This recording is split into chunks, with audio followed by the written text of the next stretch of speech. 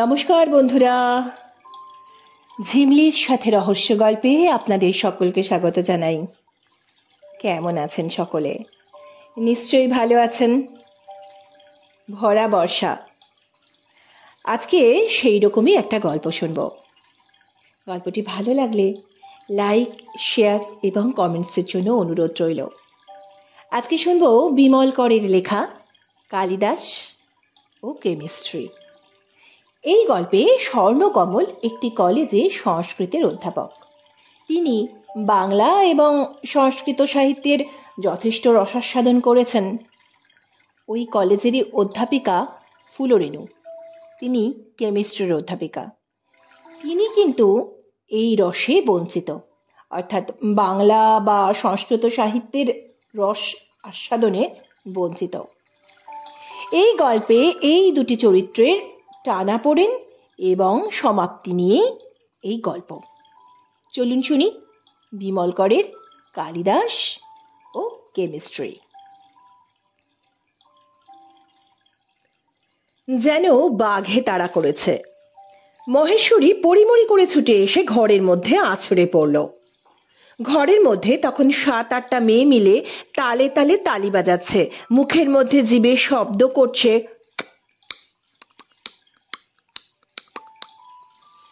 আশা মেঝেতে উবু হয়ে বসে সিগারেটের কৌটোর মধ্যে রাখা ক্যারামের গুটি বাজাচ্ছিল, আর বকুল হাঁটু থেকে গলা পর্যন্ত পাকে পাকে শাড়িটা জড়িয়ে দুহাত মাথার উপর তুলে তুড়ি দিয়ে ভ্রুভঙ্গি ও কটাক্ষ সহযোগে পা ঠুকে ঠুকে বিচিত্র নাচ নাচছিল। ইরানি নাচ হয়তো। তার গলা হাঁসের গলার মতো দোল খাচ্ছিল। এই নৃত্যবাদ্যের মধ্যেই মহেশ্বরী একটু আগে উঠে কলঘরে গিয়েছিল। ফেরার সময় বাঘের তাড়া খাওয়ার মতন ছুটতে ছুটতে এসে ঘরের মধ্যে আছড়ে পড়ল। মেয়েরা ভেবেছিল দৌড়ে আসতে গিয়ে মহেশ্বরী চৌকাটে হোঁচট খেয়েছে। পড়লো তো পড়লো একেবারে আশার ঘাড়ে হুমড়ি খেয়ে পড়ল মহেশ্বরী। আশা মোটা সোটা গোলগাল মানুষ, ব্যাঙের মতন হাত পা তুলে মেঝেতে উল্টে গেল। কোনো রকমে মহেশ্বরী শুধু বলল, কার্বন ডাইঅক্সাইড আতি হায় রে।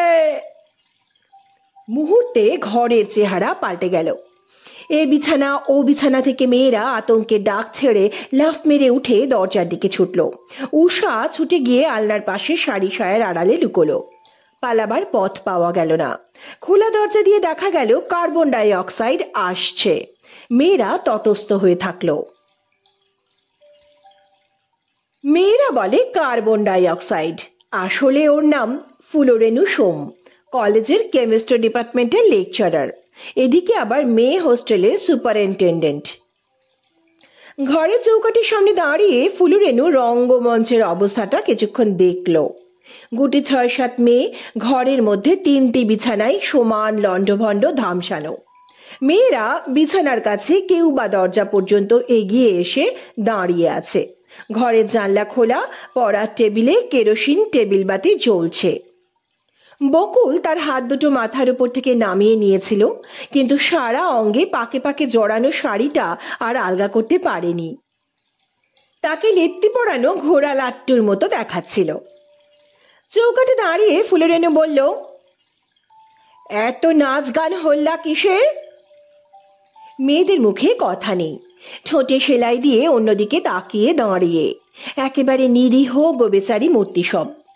অপরাধীর মতো মুখ করে বকুল শেষে বলল, আমরা একটু আনন্দ করছিলাম দিদি। আনন্দ করার কথায় ফুলরেণু বিন্দু মাত্র আনন্দিত হলো না, বরং আরো গম্ভীর বিরক্ত মুখ করে বলল, আনন্দ করতে হলে মাঠে যাও, রাস্তায় যাও, আমার হোস্টেলের বাইরে যাও। এখানে আনন্দ টানন্দ চলবে না, এটা আনন্দধাম নয়। এরকম বেয়ারাপনা হই হুল্লোড় আমি অ্যালাও করব না। ফুলরেণু থামল, যেন তার রায় দিয়ে দিল 2 কথায়। তারপর মেয়েদের জনে জনে লক্ষ্য করলো, বকুলকেও। বলল, বকুল, তুমি ওটা কি করে শাড়ি পরেছ? ওটা শাড়ি না সাপের খোলস? আমার এখানে সাপের খোলস করে শাড়ি পরা চলবে না। যত অসভ্যতা সব। প্রীতি, তুমি আর চোখে চোখে কি বলছো? আমি তোমাদের এসব আরবাসী চাউনি 2 চোখে দেখতে পারি না। আর মহেশ্বরী, তুমি তুমি আমায় দেখে দুদ্দার দৌড় দিলে, ভাবলে আমি তোমায় দেখিনি। এভাবে দৌড়তে হলে তোমায় ঘোর দৌড় মাঠে যেতে হবে, এখানে চলবে না। মেয়েদের কাছে আমি সভ্যতা, ভদ্রতা, ডিসেন্সি চাই, অসভ্যতা, বেলেল্লাপনা নয়। আশা ঢোক গিলে কি যেন বলতে যাচ্ছিল। ফুলরেনু ধমক দিয়ে থামিয়ে দিয়ে বলল, কলেজে তোমরা যা করো আমি দেখে অবাক হয়ে যাই। এই কলেজে ছেলে মেয়ে বলে আলাদা কিছু নেই। তোমরা দল করে সাইকেল চড়ছো, জল ছোড়াছড়ি করছো, ছেলেদের সঙ্গে তুই তোকারি করছো, ডালমুট কেড়ে খাচ্ছ, কি যে না করছো। এই কলেজে কোনো ডিসিপ্লিন নেই, সহবত শিক্ষা, ভালো মন্দ, ছোট বড় জ্ঞান দেখি না কোথাও। সবাই যেন নাগরদোলায় চড়ে আছে। কি অসভ্য সব! ছি ছি! তা আমি তোমাদের বলে দিচ্ছি, নাচানাচি, লাফালাফি, তুড়ি বাজানো, যা তোমাদের ইচ্ছে তোমরা কলেজে সেরে আসবে। আমার এখানে আমি অসভ্যতাম করতে দেব না। যাও, নিজের নিজের ঘরে যাও। মহেশ্বরী, আমি আধ ঘন্টার মধ্যে তোমাদের ঘর পরিষ্কার পরিচ্ছন্ন দেখতে চাই। ফুলরেনু শেষবারের মতন তার তাড়না শেষ করে যেমন ভাবে এসেছিল সেইভাবেই চলে গেল। বারান্দায় তার পায়ের শব্দ শোনা গেল কয়েক মুহূর্ত। ফুলরেনু অদৃশ্য হলে মেয়েরা পরস্পরের মুখ চাওয়াচাই করল। আলনার আড়াল থেকে উষা বেরিয়ে এলো। তার চুলের বিনুনিতে কার যেন নিচের জামার হুক আটকে ঝুলছে। মহেশ্বরী বলল, বাস রে বাস, কার্বন ডাইঅক্সাইড, কি টেম্পারেচার হট হয়ে গেছে রে। মহেশ্বরীর হিন্দি বাংলা মাঝে মাঝে এই রকমই হয়, যদিও সে বাংলা কথা মোটামুটি ভালোই বলতে পারে বলে তার ধারণা। প্রীতি বলল, হবে না, কতদিন ধরে বলছি জামাইবাবুর সঙ্গে দিদির একটা হটলাইন পেতে দে, তা তো তোরা দিবি না। বকুল পাক দেওয়া শাড়ির প্যাঁচ গা থেকে খুলতে খুলতে বলল, বলিস না আর তোরা, হটলাইন না পাততেই এত হট, পাতলে সারাদিন আগুন জ্বলবে।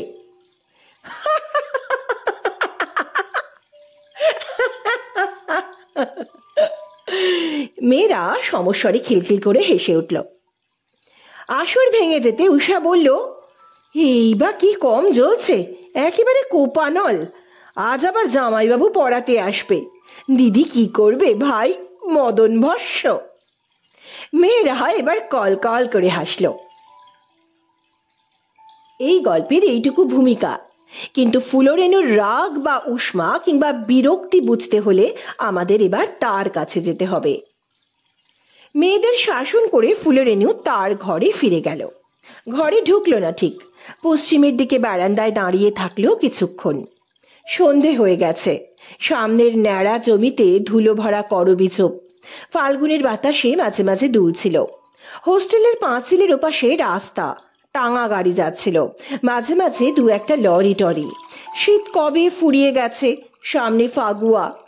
রানী বাঁধের দিক থেকে ধোপাপট্টির হোল্লা ভেসে আসতে শুরু করেছিল। ফাগুয়ার গান হচ্ছে, বাতাস খুব এলোমেলো। দক্ষিণ থেকে দমকে দমকে আসছে আর যাচ্ছে। অনেকটা তফাতে দেশবন্ধু সিনেমা হল। এখন আর গান নেই।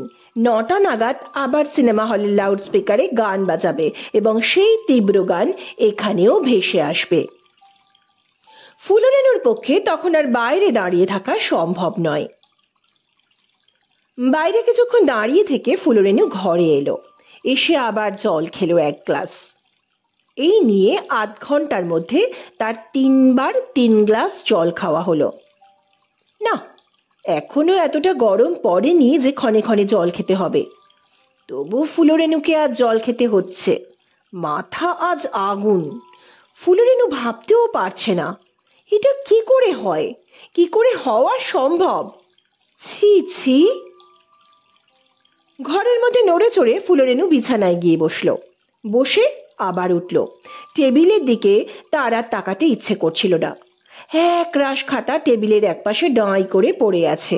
কয়েকটা মাত্র দেখা হয়েছে, বাকিগুলো হয়নি। কে বিশ্বাস করবে নিরীহ ওই খাতাগুলোর মধ্যে এরকম বেলেল্লাপনা লুকিয়ে থাকতে পারে? ছি ছি। ফুলরেনুর হাতের আঙুলের ডগা বোধহয় এখনো ঠান্ডা হয়ে আছে ঘামে। বুকের ধকধক ভাবটা কমেছে অবশ্য। মাথা এখনো বেশ গরম, কপালের শিরা দপদপ করছে। ফুলরেনু টেবিলের দিকে যেন লজ্জায় আর তাকাতে পারছিল না। মনে হচ্ছিল মৃদুলা যেন বুকের কোথাও একটু আবরণ রাখেনি, একেবারে বেহায়ার মতন বসে আছে, বসে বসে নিজেকে দেখাচ্ছে। ছি ছি, ওই একরত্তি মেয়ে, পরে তো সেকেন্ড ইয়ারে, কতই বা বয়স, 19-20, বড়জোর না হয় 21। এরই মধ্যে এত সভ্য পাকা মেয়ে কোথাকার। বিছানায় স্থির হয়ে বসে থাকতে পারল না ফুলরেনু। উঠল, উঠে জানলার সামনে গিয়ে দাঁড়ালো দুদণ্ড। সেকেন্ড ইয়ারের ছেলে মেয়েদের ক্লাসে একটা প্রশ্নের উত্তর লিখতে সে দিয়েছিল। একেবারে সাদা সিধে প্রশ্ন, what are the chief properties of sulphur dioxide, how is it prepared and for what purposes is it used. এই প্রশ্নের উত্তর যা লিখেছে মৃদুলা, তাতে তাকে শক্ত হাতে নম্বর দিলেও 10-এর মধ্যে অন্তত 4 দিতে হয়। অবশ্য এই পরীক্ষা নম্বর দেওয়া দিয়ে নয়, ছেলে মেয়েদের কিছু আসে যায় না এতে। ফুলরেনু নিজে ফাঁকিটাকি পছন্দ করে না, পড়ানোর ব্যাপারে সে খুব কড়াকড়ি করে। নিজে পরিশ্রমী, ছেলে মেয়েরা কেমন পড়ছে, কতটা শিখছে তা তার দেখা দরকার। এই বিবেচনায় নিজের ক্লাসে মাঝে মাঝে লেসন টেস্ট নেয়, তার জন্য আলাদা খাতা করতে হয়েছে ছেলে মেয়েদের। ফুলরেনু ঘাড়ে করে সেই খাতা বয়ে আনে, দেখে, আবার ক্লাসে ফেরত দেয়। এবারে গতকাল তার সেকেন্ড ইয়ারের কেমিস্ট্রি ক্লাসে ওই প্রশ্নটা লিখতে দিয়েছিল, প্রপার্টিজ অফ সালফার ডাইঅক্সাইড। ফুলরেনু জানলার সামনে দাঁড়িয়ে মুখ ফিরিয়ে টেবিলের দিকে আবার একবার তাকালো, যেন আর চোখে মৃদুলাকেই দেখছে। মৃদুলা, তুমি সালফার ডাইঅক্সাইডের চিফ প্রপার্টিজ যা লিখেছ, disinfectant, bleaching of coloured material, এসব মোটামুটি ঠিক, কিন্তু তোমার খাতার মধ্যে ওটা কি? ফুলরেনুর চোখে দৃষ্টি যেন এই কথাগুলো বলল। সঙ্গে সঙ্গে টেবিলের দিকে আর সে তাকাতে পারল না, কানের লতি গরম হয়ে গেল, মুখ ফিরিয়ে নিল। জানলার কাছে আরো একটু দাঁড়িয়ে থেকে ফুলরেনু বিছানায় এলো, বসলো, চশমার কাঁচটা মুছে আবার পড়ল, গালে হাত রেখে ভাবলো খানিকক্ষণ, তারপর উঠে ঘরের মধ্যে পায়চারি করতে লাগলো। লবঙ্গ খাবার ইচ্ছে করছিল, মুখ শুকিয়ে যাচ্ছে বারবার, জিভে আর কোনো স্বাদ পাওয়া যাচ্ছে না। অগত্যা ফুলরেনুকে টেবিলের কাছে এসে লবঙ্গের শিশি বের করতে হলো। লবঙ্গ মুখে দিয়ে নিতান্ত যেন জোর করেই ফুলরেনু চেয়ারে বসলো, বসে তাকালো। টেবিলের ওপর মৃদুলার খোলা খাতা, পাশে পেপারওয়েট চাপা দেওয়া ভাঁজ করা চিঠি। এই খোলা চিঠিটাই মৃদুলার খাতার মধ্যে পাওয়া গেছে। যদি খামের মধ্যে থাকতো ফুলরেনু দেখতো না, একেবারে খোলাখুলি, তাই আবার রঙিন ফিনফিনে কাগজ, চোখে না পড়ে পারেনি। কাঠি দিয়ে বাচ্চারা যেমন শুঁয়োপোকা ছোঁয়, ফুলরেনু অনেকটা সেইভাবে তার খাতা দেখা লাল নীল পেন্সিল দিয়ে চিঠিটা ছুঁলো। এখনো তার গা বেশ শিরশির করছে, মুখের মধ্যে জিভে লবঙ্গের ঝাল ভাবটায় ঠোঁট ভিজে গিয়েছিল, লালা আসছিল সামান্য। মৃদুলা যে চূড়ান্ত অসভ্য হয়ে গেছে ফুলরেনুর তাতে বিন্দুমাত্র সন্দেহ হচ্ছিল না। মেয়ে একেবারে পেকে হলুদ, লজ্জা শরম বলে কিচ্ছু নেই। ছি ছি, ওইটুকু মেয়ে এই বয়সে এতটা উচ্ছন্নে গেছে কে জানতো। বুদ্ধি শুদ্ধি তো একেবারে কম নেই, কিন্তু এই তোমার রুচি, 2.5 পাতা ধরে ভালোবাসার চিঠি লিখেছ। তুমি এত শয়তান যে কাকে চিঠি লিখছো তা কোথাও ধরা ছোঁয়ার উপায় নেই, নিচে নিজের নামটাও লেখনি। তা বলে হাতের লেখাটা যে তোমার তা তো বোঝাই যায়। খাতার আগে পেছনে তোমার বাংলা হাতের লেখা নমুনা আছে। পেটে পেটে এত শয়তানি তোমার, অথচ মুখ দেখে বোঝার উপায় নেই। হতচ্ছাড়া পাজি মেয়ে কোথাকার, তুমি এত ধূর্ত যে কাকে চিঠিটা লিখেছো বুঝতে পারছি না। কলেজের কোনো ছেলেকে নিশ্চয়ই, তার নাম জানতে পারলে দেখতুম এই কলেজে তাকে আর ঢুকতে দিতাম না, প্রিন্সিপালকে বলে তাড়িয়ে দিতাম। তোমাকেও, তোমাদের শাস্তি এবং শিক্ষা হওয়া দরকার। কিন্তু ফুলরেনু ভেবে দেখলো, হে যা কলেজ, এখানে কোনো কিছুরই শাস্তি হতো না, শিক্ষাও নয়। ছেলে মেয়েরা এই রকমই, কোনো সহবত শেখে না, মানে না, 20 বছরের ধুমসি মেয়ে দুটো ছোড়ার সঙ্গে সেদিন কলেজ মাঠে সাইকেল রেস দিচ্ছিল। আর একদিন 1 ডজন কলা কিনে এনে থার্ড ইয়ারের ছেলে মেয়েদের মধ্যে সে কি লুফুলুফি, কলা ছোড়াছুড়ি, খামচা খামচি। ক্লাসে কোনো ছেলে জব্দ হলে মেয়েদের উলু দেওয়ার মতো শব্দ করে ওঠে, মেয়েরা জব্দ হলে ছেলেগুলো টেবিল চাপড়ে গরু বাছরের ডাক ডাকে। এত হুড়োহুড়ি, দাপাদাপি, নাচানাচি, ঝগড়াঝাটি তুই তো করি ছেলে মেয়েদের মধ্যে, তবু প্রফেসররা কেউ কোনো কথা বলে না। বরং দীপনারায়ণ জুবিলি কলেজের যেন এটাই ঐতিহ্য। তেমনই হয়েছেন প্রিন্সিপাল, বুড়ো মানুষ, ছেলে মেয়েদের হাতেই লাগাম তুলে দিয়েছেন, যা করার তোমরা করো, কেউ রাশ ধরবে না। এরকম যদি কলেজ হয় তবে ছেলে মেয়েরা এর বেশি কি হবে? প্রফেসরদেরও কাণ্ডজ্ঞান বলে কিছু নেই, নিতান্ত তারা মাস্টারনি, বয়স হয়েছে, চুল টুল পেকেছে, কারো কারো দাঁত পড়েছে। মেয়েদেরও কারো কারো গায়ে গতরে মেদ জমে মাথার চুল উঠে ভারী কি হয়েছে, নয়তো এরাও সব এই কলেজের ছেলে মেয়েদের মতন বাঁধাবাঁধি ধরাধরি বলে কিছু নেই।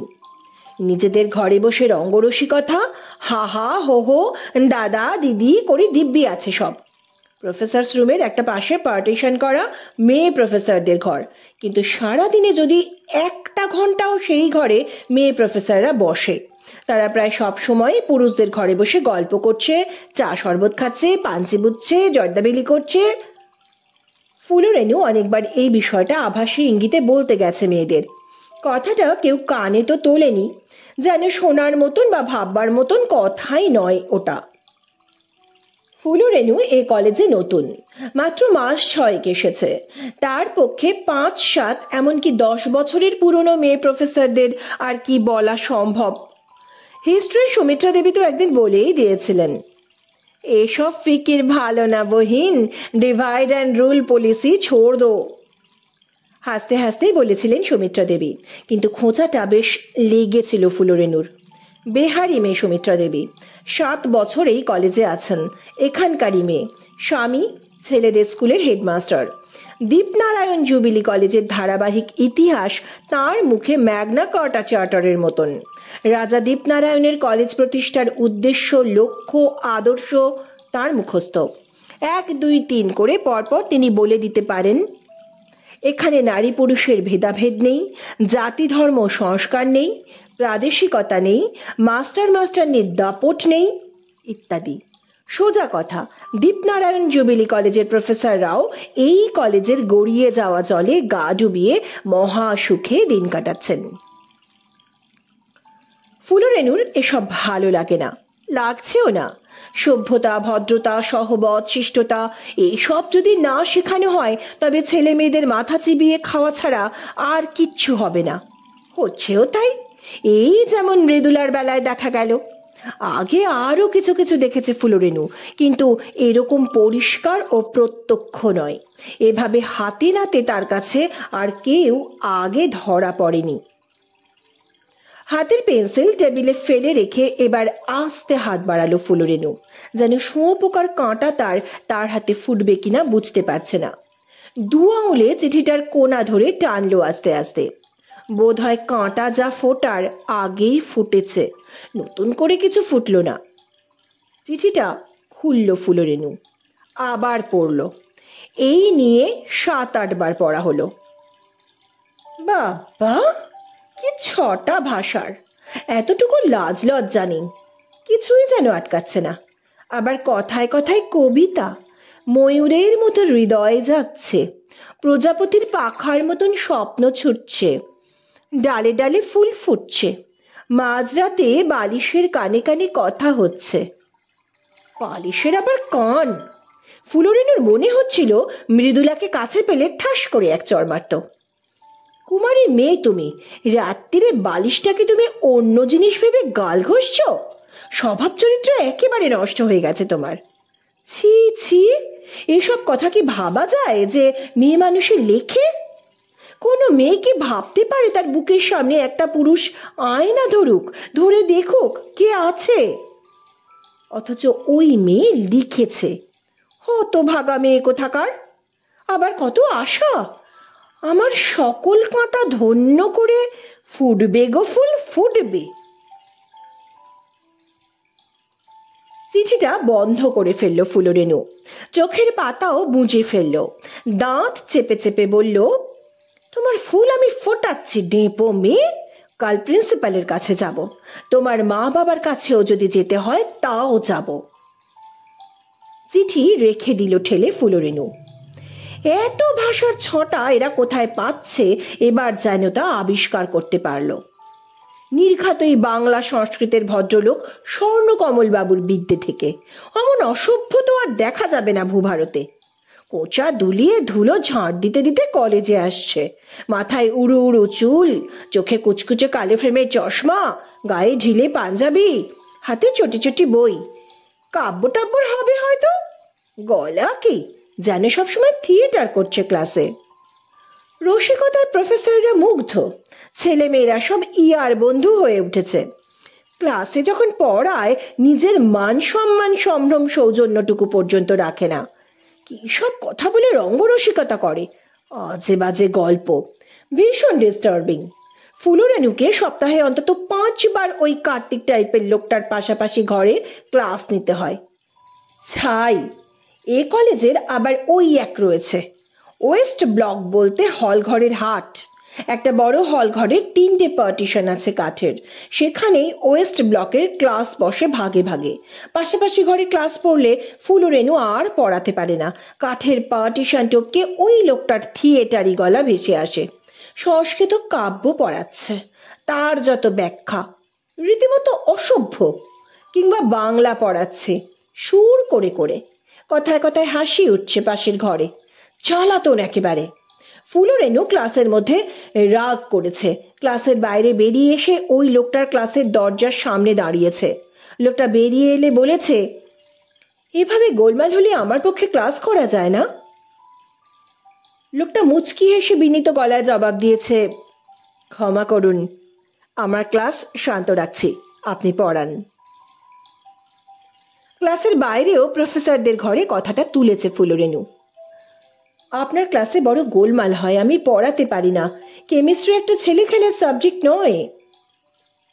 স্বর্ণকমল হাত দুটি জোর করে ঘাড় হেলিয়ে হেসে হেসে জবাব দিয়েছে, আমি বড়ই লজ্জিত, রসশাস্ত্র আর রসায়ন শাস্ত্রের তফাৎটা ছেলেমেয়েরা বোঝে না, আমি ওদের বুঝিয়ে দিই, মনে রাখতে পারে না। ফুলরেনু গম্ভীর হয়ে জবাব দিয়েছিল, আপনি নিজে মনে রাখলেই আমি খুশি হব। লোকটা চটপট হেসে জবাব দিয়েছে, আমি তো দিবারাত্রি স্মরণে রাখি। হাসিটা ফুলরেনুর ভালো লাগেনি, কিরকম যেন, আর ঘাঁটাতেও ইচ্ছে হয়নি। বাংলা সংস্কৃতের ওই স্বর্ণকমলের সঙ্গে তার চটাচটির ব্যাপারটা প্রফেসররা জেনেছেন, ছেলেমেয়েরাও দেখেছে, জেনেছে। ফুলরেনুর তাতে খানিকটা রাগ বেড়েছে, বই কমেনি। কিন্তু উপায় কি? স্বর্ণকমল 1.5 বছর এখানে আছে, সিনিয়র, সে মাত্র 6 মাস জুনিয়র। স্বর্ণকমলের নাকি খুঁটির জোর বেশি, তার বাবা মুঙ্গেরের নামকরা ডাক্তার ছিলেন, ধনী লোক, ভাইরা সব এক একটি দিকপাল, ইনি ছোট, কাজেই বয়ে গেছেন আদরে, কাব্য টাব্য নিয়ে পড়ে আছেন। তা যাক। ফুলরেনু এবার উঠল চেয়ার থেকে। মৃদুলার চিঠিতে যত ভাষার ছটা, পাকামি, অসভ্যতা, তাতে বেশ বোঝা যায় যে স্বর্ণকমলের প্রভাব ওতে আছে। ফুলরেনুর সন্দেহ নেই, কাল কলেজে গিয়ে মেয়েদের প্রফেসরদের কাছে কথাটা তুলবে ফুলরেনু। বলবে, দেখুন আপনারা, ভেবে দেখুন, মেয়েদের স্বভাব চরিত্র নষ্ট হওয়ার ব্যাপারে আপনাদের যদি কোনো কিছু কর্তব্য না থাকে, করবেন না কিছু, কিন্তু আমি সহ্য করব না, আমি সাধ্য মতো ফাইট করব, না হলে কলেজ ছেড়ে চলে যাব। ফুলরেনু আর একটি সিদ্ধান্ত করে নিল। স্বর্ণকমল সপ্তাহে 2 দিন এই হোস্টেলে উষা আর মমতাকে পড়াতে আসে, শখের টিউশনে। মেয়েদের হোস্টেলে ওর আসা বন্ধ করতে হবে, লোকটা ভয়ঙ্কর, ওর ছোঁয়াচে হোস্টেলের মেয়েদের মতিগতি খারাপ হতে পারে, ফুলরেনু তা হতে দিতে পারে না, তার একটা দায়িত্ব আছে। চিঠিটা সন্তর্পণে ড্রয়ারের মধ্যে রেখে দিল ফুলরেনু। সে ভেবে পেল না কেমিস্ট্রি মেয়ে মৃদুলার কি করে সব বাজে প্রেম ফ্রেমে মাথা গেল। জগৎ সংসারে জানা এলিমেন্ট এখন 108, তার বাইরে যে কিছু নেই মৃদুলার তা জানা উচিত। তুমি সালফার ডাইঅক্সাইডের প্রপার্টিজ লিখেছ। ডিসইনফেক্ট্যান্ট মানে যে জিনিস ছোঁয়াচের আক্রমণ থেকে বাঁচায়। তুমি তুমি ছি ছি, এইসব বাজে ছোঁয়াচে নোংরামির পাল্লায় পড়লে। ফুলরেনু নিজের মাথায় যেন লজ্জায় কাটা যাচ্ছিল। মাথা ধরে যাচ্ছিল বলে ফুলরেনু পায়চারি করার জন্য ঘরের বাইরে এলো। বাইরে এসে বারান্দা দিয়ে হাঁটতে হাঁটতে হঠাৎ লক্ষ্য করলো মাঠ দিয়ে স্বর্ণকমল আসছে। আজ তার পড়াবার দিন নাকি? এত দেরি করে আসা কেন? কটা বেজেছে?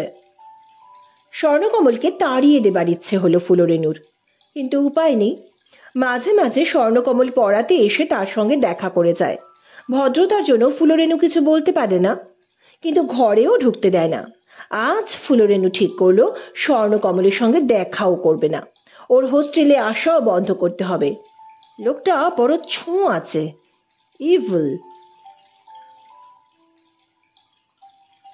পরের দিন কলেজে এসে কথাটা তুলবো করেও ফুলরেনু তুলতে পারল না। এ যা সৃষ্টি ছাড়া কলেজ, যেমন সব মাস্টার নেই, তাতে হুট করে একটা কথা তুলে সকলের কাছে হাস্যাস্পদ হওয়া বিচিত্র নয়। হয়তো তাকে নিয়ে আড়ালে হাসি ঠাট্টা করবে, কাজের কথাটা কানেই তুলবে না। মৃদুলা চিঠিটা এক্ষুনি ওদের কাছে মেলে ধরতে চায় না ফুলরেনু।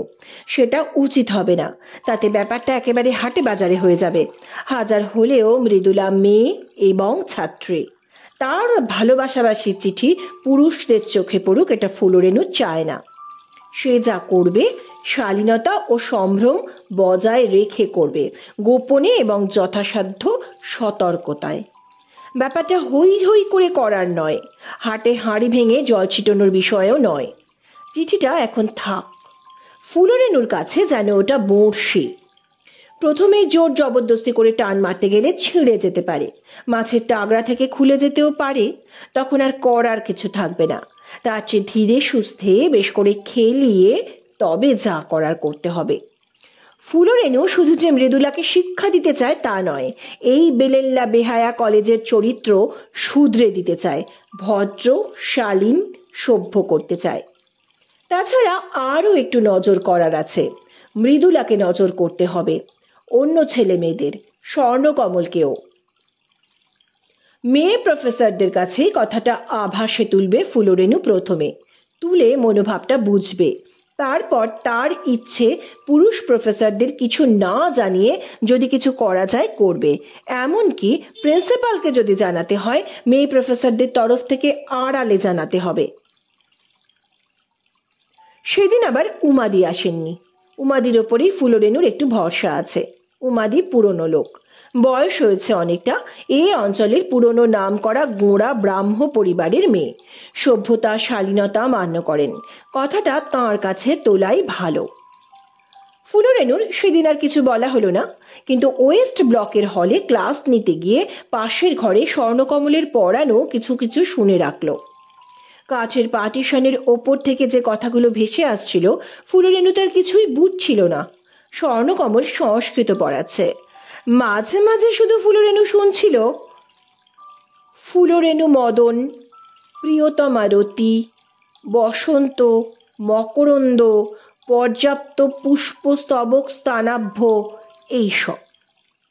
শেষের কথাটা ফুলরেনু পুরোপুরি শুনতে এবং স্পষ্ট বুঝতে পারছিল না, তবু তার কান মুখ গরম হয়ে উঠছিল।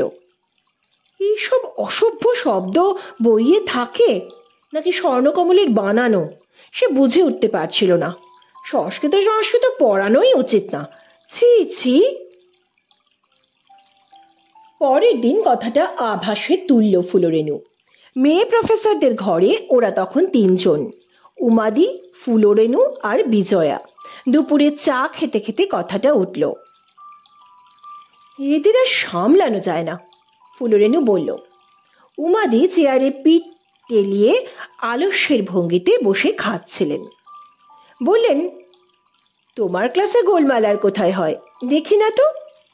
ফুলরেনু চশমাটা খুলে মুছতে মুছতে বলল, গোলমাল নয়, গোলমাল হওয়া তবু ভালো, তার চেয়েও বেশি হচ্ছে। বিজয়া কোলের ওপর মাথার কাঁটা খুলে রেখে খোঁপাটা সামান্য ঠিক করে নিচ্ছিল। এলাহাবাদের মেয়ে, বাঙালিদের মতন এলোমেলো করে খোঁপা রাখতে পারে না, দিনের মধ্যে 5 বার করে খোঁপা শক্ত করে। বিজয়া বলল, আমার সিভিক্স ক্লাসে মার্কেট বসে যায়, কি গপ করে, বাস রে বাস। ফুলরেনু বিজয়ার মুখে প্রশ্রয় এবং হাসি ভিন্ন কিছু দেখল না। বিজয়া একেবারে বাজে, কিচ্ছু পড়াতে পারে না, নিজেই গল্পের রাজা, ফাঁকিবাজ। তার ক্লাসে হুল্লোড় ছাড়া কি বা হবে আর? কিন্তু কথা তো ক্লাসের গোলমাল নিয়ে নয়। ফুলরেনু এক চুমুক চা খেয়ে বলল, আমাদের ডিসিপ্লিন থাকা দরকার। উমাদি যেন তেমন গা করলেন না কথাটায়, হাই তুললেন। ফুলরেনু আবার বলল, মেয়েদের উপর অন্তত একটু নজর রাখা দরকার, এখানে যা হয় তাতে ভালো কিছু হচ্ছে না। উমাদি বললেন, খারাপটা তো আমি কিছু দেখিনি, কেন, কি হয়েছে? ফুলরেনু চট করে কোনো জবাব দিল না। বিজয়ার সামনে যেন তার কথাটা বলতে ইচ্ছে নেই। আর চোখে বিজয়াকে দেখল, তারপর সতর্ক হয়ে বলল, আপনারা চোখ চেয়ে দেখেন না কিছু, দেখলেই বুঝতে পারতেন। উমাদির বোধহয় ঘুম পাচ্ছিল, গরম পড়ে আসায় দিনের বেলায় আলস্য লাগছে। বড় করে হাই তুলে বললেন,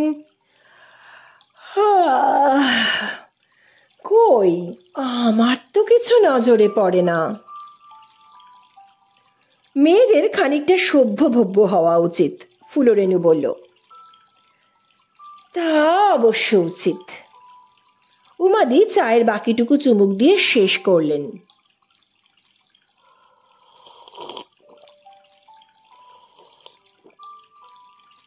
রুমালে মুখ মুছলেন, তারপর বললেন, মেয়েরা একটু চঞ্চল, হুড়মুড় করে, তা করুক, এই তো বয়স, যত জীবন্ত হবে ততই ভরন্ত লাগবে, হইচই না থাকলে ওদের মানায় না। বলে উমাদি হাই তুলতে তুলতে পানের ডিবে বের করে উঠে দাঁড়ালেন। পাশের ঘরে গিয়ে পান বিলোবেন পুরুষ মাস্টারদের, গল্প টল্প করবেন। বিজয়া মাথার খোপা আঁটো করে কাঁটা গুজে নিয়ে বলল, মাসে 2 ডজন করে কাঁটা কিনি, মগর খালি হারায়। ফুলরেনু কোনো জবাব দিল না, বরং তার বিরক্তি হচ্ছিল। বিজয়া কলেজে পড়াতে আসে না মাথার চুল সামলাতে আর কাঁটা গুজতে আসে বলা মুশকিল। চুলের যত্ন শেষ হলো, এইবার গিয়ে ছোকরা প্রফেসরদের সঙ্গে আড্ডা মারতে বসবে। যেমন কলেজ তেমনই সব মাস্টারনি। ফুলরেনু নাক মুখ কুঁচকে ঘৃণার গন্ধে টেবিল থেকে একটা কাগজ টেনে নিয়ে মুখ আড়াল করলো। অথচ ব্যাপারটা এমন যেন ফুলরেনু ছেড়ে দিতে পারল না। স্বার্থ তার নয়, কিছু মন্দ উদ্দেশ্যও তার নেই, সে তো ভালোই করতে চাইছে, মন্দ নয়। মেয়েদের ভালো, কলেজের ভালো, সমাজের ভালো। মেয়েদের মা বাবারও এতে উপকার বই অপকার হবে না, বরং তাঁরা যা জানেন না, তাদের লুকিয়ে লুকিয়ে যা চলছে সেই নোংরামিটা বন্ধ হবে। কয়েকটা দিন ফুলরেনু তার মেয়ে সহকর্মীদের কাছে খুঁতখুত করলো, স্পষ্ট কিছু বলল না, সরাসরি কারোর নামও করলো না, কিন্তু তার আপত্তি এবং অপছন্দটা প্রকাশ করতে লাগলো। দেখুন, আমি ছেলে মানুষ নই, ফুলরেনু একদিন ঘর ভর্তি মেয়েদের কাছে বলল। একটা প্রমাণ না থাকলে এ কথা আমি বলতাম না। যা হচ্ছে এখানে সেটা খুব খারাপ, মেয়েদের স্বভাব নষ্ট হয়ে যাচ্ছে। মিসেস চৌধুরী মানে মনোরমা চৌধুরী বললেন, তুমি যে কি বলতে চাইছো ফুলরেনু, আমরা কিছুতেই বুঝে উঠতে পারছি না। সুমিত্রা দেবী হেসে বললেন, আরে বহিন, তুমি খালি বিল্লি বিল্লি ডাকছো, মগর বিল্লি কাহা, পাত্তা দাও। ফুলরেনু রেগে বলল, বেড়াল ঘরে না ঢুকলে আমি বলতাম না। কোথায় বেড়াল? উমাদি বললেন, তুমি সেটা বলো, দেখাও। এরা অন্ধ, বেড়াল যে ঘরে ঢুকে দুধ মাছ শুঁকে যাচ্ছে, ঢাকা সরিয়ে মুখ দিয়ে পালাচ্ছে তা বুঝতে পারছে না। ফুলরেনু বলল, বেড়াল আছে, আপনারা দেখতে চাইছেন না তাই দেখতে পারছেন না। এইটুকু এইটুকু মেয়ে, তারা কি না করছে, কেমন করে শাড়ি পরে দেখেছেন? তা ভাই যখনকার যা চলন, গীতাদি বললেন। কলকাতা বম্বের হাওয়া এসেছে, পড়বেই তো, ওদের সাজ পোশাকে হাত দেওয়ার কিছু নেই আমাদের। ঘাড়ি বুকে কাপড় রাখে না? ফুলরেনু বলল ঝাঝালো গলায়। মুঙ্গেরের জেলায় গরমটা যে বেশি, মনোরমা হাসতে হাসতে বললেন। ফুলরেনুর মাথা আগুন হয়ে উঠল। বলল, সেদিন একটা মেয়ে জল মুখে করে ন্যাকামি করছিল, একটা ছেলে তার গায়ে সুরসুরি দিতে সে ছেলেটার জামায় কুলকুচো করে দিল। এরকম দুষ্টুমি ওরা করে ফুলরেনু, তুমি নতুন বলে তোমার চোখে লাগছে, আমাদের লাগে না, উমাদি বললেন। এটা হেলদি সাইন, বিজয়া বলল। রিলেশন ইজি থাকছে, কো এডুকেশনে ऐसे হওয়া দরকার। ফুলরেনু প্রায় বিজয়াকে ধমকে উঠল। কো এডুকেশনে এরকম হয়? আপনি আমাকে শিক্ষা দেবেন না। উমাদি তাড়াতাড়ি ব্যাপারটা সামলে নেবার চেষ্টা করলেন। আমি একটা কথা বলি ফুলরেনু, হয়তো এখানকার ছেলে মেয়েরা একটু বেশি হই হই করে, কিন্তু এটা ওদের দোষ নয়, এখানে এই রকমই হয়ে আসছে। তুমি স্বভাব চরিত্র খারাপ হবার কথা বলছো?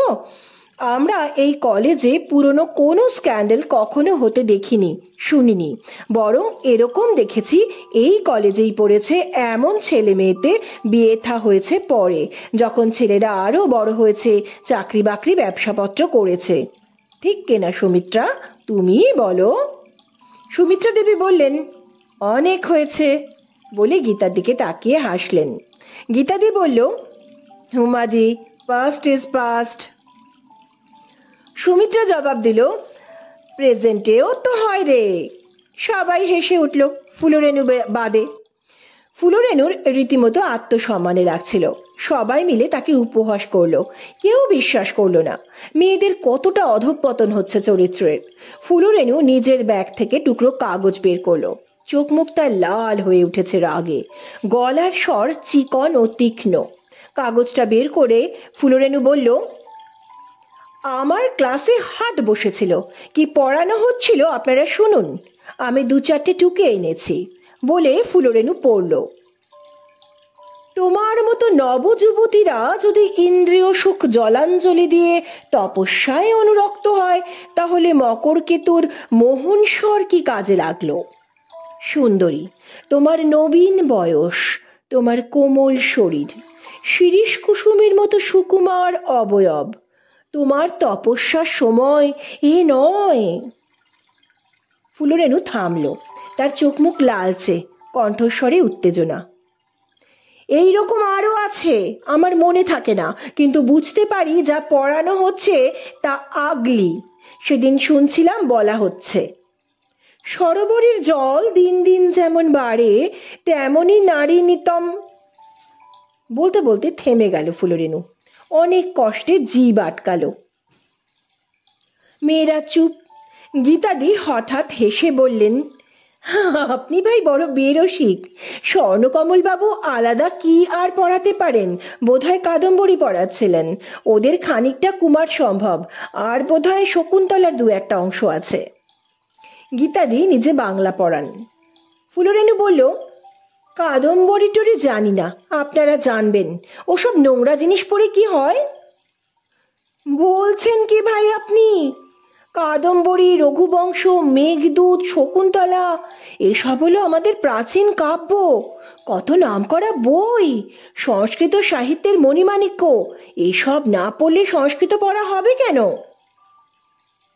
পড়তে হবে না? হবে না?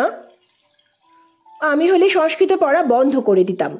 কথায় কথায় শুধু নলিনী আর মালিনী। পিনপয়ধরও আছে। গীতা দিয়ে উল্টো ঠাট্টা করলেন, আলপিন নয় কিন্তু। উমা তাড়াতাড়ি ব্যাপারটা থামিয়ে দিয়ে বললেন, যাকে যাকে যেতে দাও, সব পড়াই পড়া, পড়ার মধ্যে দোষ কিছু নেই। আমি বলি কি ফুলরেনু, তুমি মাথা ঠান্ডা করে ভেবে দেখো, কলেজের ছেলেমেয়েরা তো শিশু নয়, তারা নিশ্চয়ই খানিকটা বোঝে। যা বোঝে না তা বুঝুক, বয়স হয়েছে, জগতের কিছুটা বুঝবে বই কি। তোমার যদি কোনো আপত্তি থাকে, কারো সম্পর্কে কোনো কমপ্লেন থাকে, তুমি প্রিন্সিপালকে বলতে পারো, আমাদেরও পারো। ফুলরেনুর মাথা ঠিক ছিল না, রাগে অপমানে জ্বলছিল। বলল, আপনারা যা করছেন তাতে ছেলে মেয়েদের মাথা খাওয়া হচ্ছে, নয়তো ওইটুকু মেয়ে ভালোবাসাবাসী চিঠি লেখে। উমাদি, সুমিত্রা, মনোরমা, গীতা, বিজয়া সবাই ফুলরেনুর দিকে তাকিয়ে থাকলো। নয়ন বুঝি অপলক হলো একটুক্ষণ। মনোরমা বললেন, উমা তাই নাকি? কোন মেয়ে? ফুলরেনু নাম বলল না।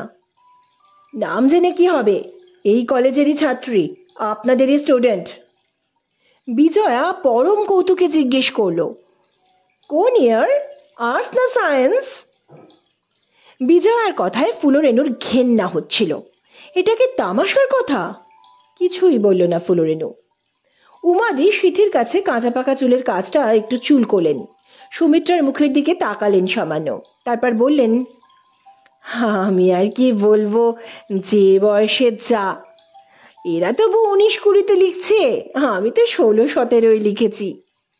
উমাদির কথায় সকলে কররোল তুলে হেসে উঠল। ফুলরেনুর মনে হলো সবাই মিলে তাকে নিয়ে তামাশা করলো, উপহাস করলো, এক শেষ করলো অপমানের। তার একমাত্র ভরসা ছিলেন উমাদি। সেই উমাদি তাকে সকলের সামনে এমনভাবে অপ্রস্তুত করলেন যে লজ্জায় অপমানে তার মাথা কাটা গেল। আর কিছু বলল না ফুলরেনু। কলেজ ছুটি হয়েছে, ঘর ছেড়ে চলে গেল। ফুলরেনু বুঝতে পেরেছিল উমাদিদের দিয়ে কিছু হবে না। এরা এই কলেজের ধাত পেয়েছে, সব ব্যাপারেই হেলা খেলা, তামাশা, দায় দায়িত্ব কর্তব্য নিয়ে মাথা ঘামানোর কথা এরা ভাবে না। সভ্যতা শালীনতার জন্য মাথা ব্যথা এদের হবার কথা নয়। যদি সে জ্ঞান থাকতো তবে পুরুষ প্রফেসরদের ঘরে বসে অত গল্পগুজব, হাসি, পানজর্দার আসর জমাতো না। কিন্তু এদের বয়স হয়েছে, ছেলে পুলে আছে, ঘর সংসার করে, নয়তো বয়স কমিয়ে এই গোয়ালে ঢুকিয়ে দিলে ওই ছেলে মেয়েগুলোর সঙ্গে এরাও সমান মিশে যেত। যাক, এরা চুলোয় যাক। ফুলরেনু ওদের মতন হতে পারে না, পারবে না। যা করার সে একলাই করবে। সহকর্মীদেরই যখন পাওয়া গেল না, তখন পুরুষদেরও সাহায্য পাওয়া যাবে না। পুরুষদের সাহায্য নেওয়ার কথা অবশ্য ফুলরেনু আগে ভাবেনি। তবে এটা পাওয়া গেলে ওটা পাওয়া যেতে পারতো হয়তো। না পেয়েছে না পাক, কথাটা সে সরাসরি প্রিন্সিপালের কাছে ওঠাবে। তার আগে তাকে একটু খোঁজ খবর নিতে হবে। মামলা সাজিয়ে না নিয়ে মোকদ্দমা লড়তে যাওয়ার মতন বোকামি সে করে না। সেদিন হোস্টেলে মমতাদের ঘরে এসে ফুলরেনু বলল, মমতা, তোমার সংস্কৃত বইখানা দেখি। মমতা কেমন ঘাবড়ে গিয়েছিল, কিছুই বুঝতে পারছিল না। বলল, কোন বই দিদি? ক্লাসে যা পড়ানো হয়। আমাদের 4টে বই। একটা বই সিলেকশনের মতন, অন্য 3টে। একটাই আগে দাও। মমতা একটা বই এনে হাতে দিল। ফুলরেনু বইটা হাতে নিয়ে পাতা খুলল। আমি কি বুঝবো, সংস্কৃত আমি জানি না, মানের বই নেই? মমতা এবার যেন বুঝলো একটু, বলল, বাংলা আছে, দিচ্ছি। বইয়ের ডাঁই থেকে মোটা মতন একটা বই এনে ফুলরেনুর হাতে দিল মমতা। বলল, এটাই দিদি বাংলা হরফে সংস্কৃত লেখা আছে, মানে দেওয়া আছে বাংলায়, খুব সুন্দর। ফুলরেনু পাতা উল্টে এক লহমা দেখে নিল, কালিদাস গ্রন্থাবলী। বলল, তোমাদের এই বই সবটা পড়ানো হয়? মমতা মাথা নাড়ল। না, ওটা পড়ানো হয় না, ওর থেকে 2টো কাব্যের 4টে স্বর্গ পড়ানো হয়। কোনটা কোনটা? রঘুবংশম আর অভিজ্ঞান শকুন্তলম, মমতা বলল। কোন কোন স্বর্গ তাও বলল। ফুলরেনু বই নিয়ে ফিরে আস্তে আস্তে বলল, তোমাদের উনি পড়াতে এলে বলবে যাবার সময় যেন আমার সঙ্গে কথা বলে যান।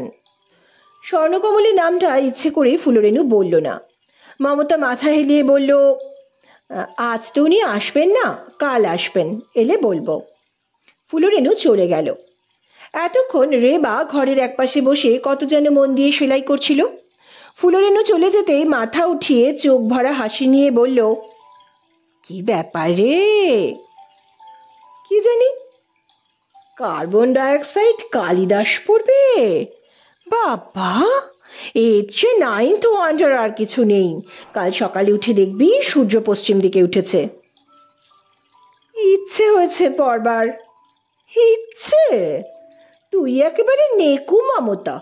ইচ্ছে টিচ্ছে নয়, চাপ, প্রেশার। জামাইবাবু চাপ দিয়েছেন, ভালো ভালো ভাষা দিয়ে কথা টথা বলতে হবে তো।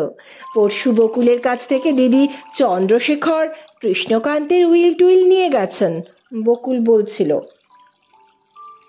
মমতা হেসে ফেলল। তুই এত জানিস বাবা? রেবা ঘাড় দুলিয়ে কটাক্ষ করে বলল, জানবো না কেন, সবাই জানে। গলা টিপলে দুধ বেরোবার বয়স আমাদের নেই। জামাইবাবু এলে দিদির যেমন হয় দেখিস না। বারান্দায় এত পায়চারি কিসের? অত গঙ্গা গঙ্গা বলে গঙ্গা দিকে ডাকাই বা কেন? মমতা হাসতে লাগলো। হাসতে হাসতে বলল, ওই বইটা আমার নয় রে, আমাদের জামাইবাবুর। আমি ভালো বুঝতে পারি না বলে দিয়েছিলেন পড়তে। রেবা হাসতে হাসতে গড়িয়ে পড়ে বলল, তুই পাতায় পাতায় যাস। রাত্রিরে ফুলরেণু নিজের ঘরে বসে কালিদাস গ্রন্থাবলী পড়ছিল। পড়তে পড়তে সে প্রায় পাথর হয়ে গিয়েছে। চোখের সামনে যে পাতাটা খোলা তার দিকে অনেকক্ষণ আর সে তাকাতে পারল না। সর্বাঙ্গ যেন ফাল্গুনের গরমে জ্বালা করছে। চোখ মুখ লাল, ঠোঁটের ডগায় দাঁতের চাপ বসে লাগছিল। নিঃশ্বাস গরম। অনেকক্ষণ পরে কোনো রকমে নিজেকে সামান্য সামলে নিয়ে ফুলরেণু পাতাটার দিকে আবার তাকালো। নিচের দিকে বাংলা তর্জমা। ফুলরেণু আচ্ছন্ন দৃষ্টিতে পড়ল। সেই মুহূর্তে বায়ুবেগে পার্বতীর পরিদেহ বস্ত্র অপসারিত হইলে তাহার উরুমূলে নখচিহ্ন সমূহ দেখিয়া তৎপ্রতি শিবের দৃষ্টি আকৃষ্ট হইল। পার্বতী শিথিল বসন বন্ধন করিতে উদ্যত হইলে মহাদেব প্রিয়তমাকে নিবারণ করিলেন। রাত্রি জাগরণ হেতু পার্বতীর নয়ন রক্তবর্ণ, গাঢ় দন্তক্ষত হেতু অধর প্রপীড়িত এবং অলকাবলী ছিন্ন ভিন্ন হইয়াছিল। ফুলরেণু আর পড়তে পারল না। কপাল, গাল, গলা ভীষণ জ্বালা করছিল। নিজের নিঃশ্বাসের গরমটা অনুভব করে তার মনে হলো তার জ্বর এসেছে। হাতের তালুতে ঘাম জমে গিয়েছিল। তাড়াতাড়ি বই বন্ধ করে ফেলল। চোখের পাতা বুঁজে যেন সে আর কিছু দেখছে না, তাকে কেউ দেখছে না, এই ভাব করে বসে থাকলো। কি বিচ্ছিরি, কি যাচ্ছে তাই। ছি ছি, মেয়েরা এসব পড়ে? শিব তো গাঁজা খায় জানতো ফুলরেণু। একেবারে খ্যাপা বোম ভোলা লোক। অথচ এসব কি? সে নিজে মদ খাচ্ছে, পার্বতীকে খাওয়াচ্ছে, আর যা যা করছে, ছি ছি। ফুলরেণু উঠে পড়ল। উঠে পড়ে জল খেলো। তারপর মূর্ছা যাবার মতন করে বিছানায় এসে শুয়ে পড়ল। পরের দিন সকালে কলেজে পড়াবার কেমিস্ট্রি বইটা খুলে বসল ফুলরেণু। চোখ মুখ গম্ভীর, থমথমে গলার স্বর ভারী, যেন কাল সারা রাত ঘুম হয়নি। গরমে জানালা খুলে রেখে ঠান্ডা লেগেছে, নাকের ডগায় জল আসছে বারবার। কেমিস্ট্রি বই খুলে অ্যাসিডের চ্যাপ্টারটা বের করলো। পড়ার কিছু নেই, তবু বার কয়েক অ্যাসিডের চ্যাপ্টার পড়লো। আজ ফার্স্ট ইয়ারে অ্যাসিড পড়াবে ফুলরেণু। কালিদাস গ্রন্থাবলীর দিকে কিছুতেই আর তাকাবে না ফুলরেণু। তাকাবে না বলেই বাসি খবরের কাগজটা চাপা দিয়ে বইটা আড়াল করে রেখেছে। অ্যাসিড পড়া শেষ করে ফুলরেণু যখন উঠল, তখন তাকে অ্যাসিডের মতনই তীব্র দেখাচ্ছিল। হয়তো সেটা শরীর খারাপের জন্য। কলেজ থেকে তাড়াতাড়ি ফিরল ফুলরেণু। আজ শেষের দিকে ক্লাস ছিল না। অন্য সময় হলে সে থাকতো, এতটা রোদে আসতো না, গল্প গুজব করে সময়টুকু কাটিয়ে বিকেলের গোড়ায় ফিরত। আজ থাকলো না, থাকতে ইচ্ছে করলো না। মনোরমা চৌধুরী আর বিজয়া বসে গল্প করছিল। ওদের সঙ্গ অসহ্য লাগে আজকাল। শরীরটাও ভালো নেই, আলস্য আর জ্বর জ্বর লাগছে। বেশ ব্যথা হয়েছে গায়ে কোমরে। টাঙা ডাকিয়ে এনে টাঙায় চড়ে ফুলরেণু ফিরে এলো হোস্টেলে। হোস্টেল খাঁ খাঁ করছে। ঝি বামন ছাড়া কেউ নেই। রোদের কি তাত এখনো, ধুলো ভরা বাতাস উঠছে। কাক ডাকছিল একা একা। ঘরে এসে ফুলরেণু শাড়ি বদলালো, চোখে মুখে জল দিয়ে এসে অ্যাসপিরিন ট্যাবলেট খেলে গোটা দুই। দরজা ভেজিয়ে বিছানায় শুয়ে পড়ল। খানিকটা ঘুমোতে পারলে ভালো হতো, কিন্তু এতটা অবেলায় ম্যাজমাজে শরীর নিয়ে ঘুমোতে সাহস হলো না। ঘুমও পাচ্ছিল না। কোমরের কাছটা এত ব্যথা হলে রাত্রে হট ওয়াটার ব্যাগ দিতে হবে। এপাশ ওপাশ করে চোখ বুজে কখনো চোখ খুলে শুয়ে নোট লিখেও সময় যেন ফুরোচ্ছিল না। হাই উঠছিল। টুকরো কয়েকটা শব্দ ছাড়া কোনো কিছু কানেও আসছে না। কাশির কথা মনে পড়ল। মার চিঠি আসেনি দিন সাতেক। টোকনটাও চিঠিপত্র দিচ্ছে না। কি ব্যাপার কে জানে। সামার ভ্যাকেশনের এখনো দেরি, সবে তো দোল এলো। ফুলরেনু সময় কাটানোর জন্য আলস্য ভরে কৃষ্ণকান্তের উইল তুলে নিল। তারপর পাতা উল্টোতে লাগলো। পড়তে শুরু করেছিল সেদিন, মাঝপথে ফেলে রেখেছে। পাতা খুঁজে নিয়ে আবার পড়তে লাগলো। তুমি বসন্তের কোকিল, প্রাণ ভরিয়া ডাকো, তাহাতে আমার কিছুমাত্র আপত্তি নাই, কিন্তু তোমার প্রতি আমার বিশেষ অনুরোধ যে সময় বুঝিয়া ডাকিবে। এসব বই ফুলরেনু দু চারটে একসময় পড়েছিল, তখন বোঝার মতন মন হয়নি, আগ্রহও হয়নি। কি হবে এসব পড়ে? তার চেয়ে শক্ত একটা কেমিক্যাল কম্পোজিশন বোঝা ভালো। সেটা বুঝতে বুঝতে কলেজ জীবনটা কাটলো। তারপর এক জায়গায় চাকরি করেছিল পড়ানোর, বছরখানেক সেখান থেকে এখানে, এই মুঙ্গের জেলায় দীপনারায়ণ জুবিলি কলেজ। রোহিণীর কলসি ভারী, চাল চলানো ভারী, তবে রোহিণী বিধবা। ফুলরেনু পড়ে যাচ্ছিল, হাই উঠছে। জানলার বাইরে বাতাসের ঝাপটা লেগে জানলায় শব্দ হলো। কাকটা ডাকছে এখনো। ফুলরেনু পড়তে লাগলো। অমনি সে রসের কলসি তালে তালে নাচিতেছিল, হেলিয়া দুলিয়া পাল ভরা জাহাজের মতো ঠমকে ঠমকে চমকে চমকে। রোহিণী সুন্দরী সরোবর পথ আলো করিয়া জল লইতে আসিতেছিল। এমন সময় বকুলের ডালে বসিয়া বসন্তের কোকিল ডাকিল, কুহু কুহু কুহু।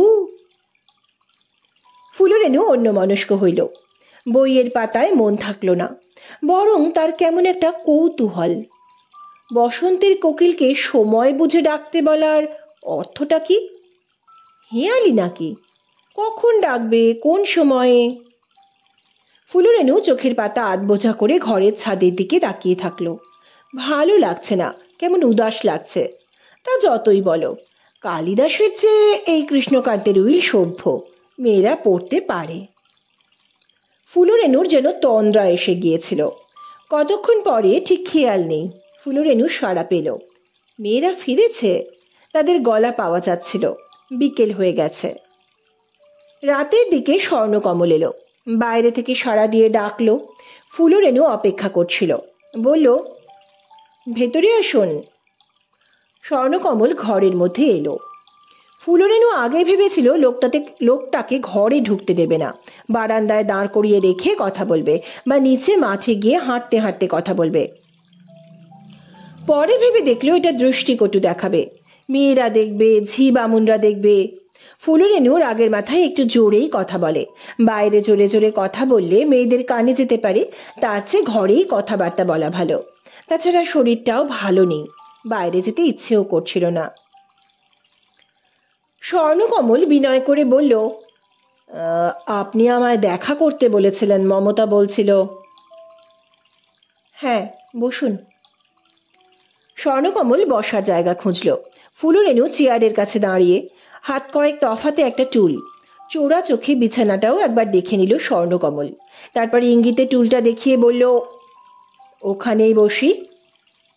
ফুলরেনু তাকিয়ে দেখল, মনে মনে বলল, হ্যাঁ, ওখানেই বসো, ওই টুলে। টুলটা উঠিয়ে দরজার কাছে নিয়ে গিয়ে বাইরে বসলেই ভালো হতো, কিন্তু তা তো বলতে পারি না, হাজার হোক কলিগ। নিতান্ত যেন খারাপ দেখাবে, অসৌজন্য প্রকাশ পাবে বলে ফুলরেনু স্বর্ণকমলকে টুলের ওপর বসতে বলতে পারল না। চেয়ারের পাশ থেকে সরে যেতে যেতে ফুলরেনু বলল, না না, ওখানে কেন, এই চেয়ারে বসুন, বলে বিছানার দিকে চলে গেল। স্বর্ণকমল চেয়ার টেনে নিল। আপনি বসবেন না? বসছি, আপনি বসুন। স্বর্ণকমল বসল। ফুলরেনু হাতের ঘড়ি দেখল, 8টা বেজে মিনিট 5 হয়েছে। সন্ধ্যের আগে ঘড়িটা হাতে পড়ে নিয়েছে ফুলরেনু, যেন হিসেব রাখছে স্বর্ণকমল কখন পড়াতে এলো, কতক্ষণ পড়ালো, তার সঙ্গে কখন দেখা করতে এলো। কথাটা ঠিক কিভাবে শুরু করা যায় ফুলরেনু বুঝতে পারছিল না।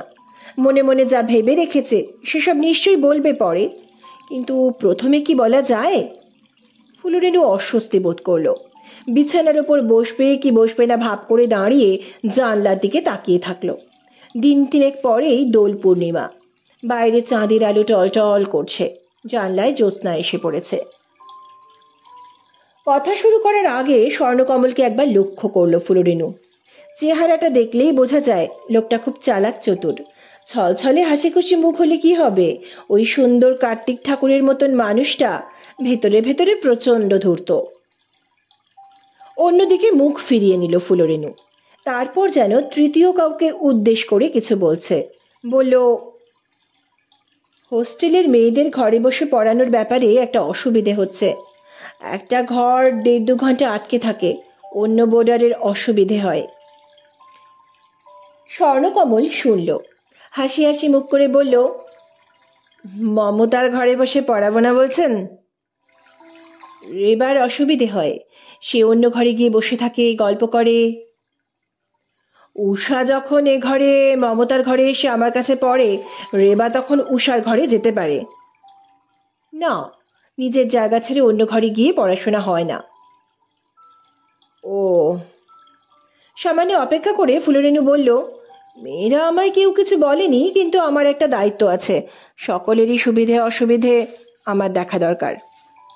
স্বর্ণকমল প্রতিবাদ করল না, বরং সমর্থন জানিয়ে মাথা নাড়ল। তা যথার্থ, তাহলে অন্য কি করা যায়? স্বর্ণকমল যেন আদেশের অপেক্ষায় ফুলরেনুর দিকে তাকিয়ে থাকলো। ফুলরেনু কোনো জবাব দিল না। দাঁড়িয়ে থাকতে কষ্ট হচ্ছিল, পা যেন কাঁপছে, হাঁটুর ওপরটায় ব্যথা ব্যথা। বাধ্য হয়েই ফুলরেনু বসল। স্বর্ণকমল বলল, নিচে একটা ঘর আছে না কোণার দিকে?